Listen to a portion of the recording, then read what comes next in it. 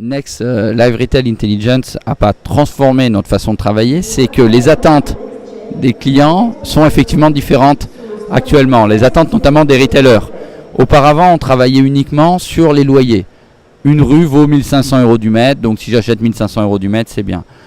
Il y a 2 ans, on est passé sur un système où je me pose la question d'abord de mon chiffre d'affaires et ensuite je réfléchirai à mon loyer, mais ce n'est qu'un élément qui découle du chiffre d'affaires, finalement. Et puis de plus en plus, les gens se disent, mon chiffre d'affaires magasin, mon chiffre d'affaires internet, tout ça est groupé. Ce qui est important, c'est où sont mes clients et comment je vais faire pour augmenter mon taux de pénétration, ma part de marché dans ma zone de chalandise.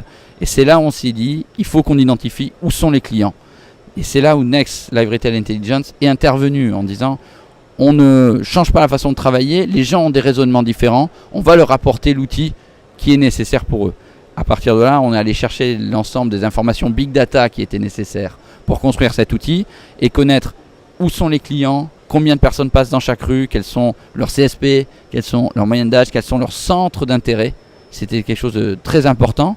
Et ça, on l'a agrégé à quelles sont les valeurs locatives, quelles sont les offres disponibles sur chaque rue, quelles sont les surfaces qu'on va trouver sur tel type de rue, quels sont les types de bailleurs, est-ce que c'est de la cession de droit au bail, est-ce que c'est du loyer pur.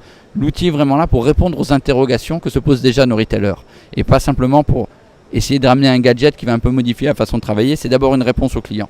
Voilà ce que c'est Next Live Retail Intelligence.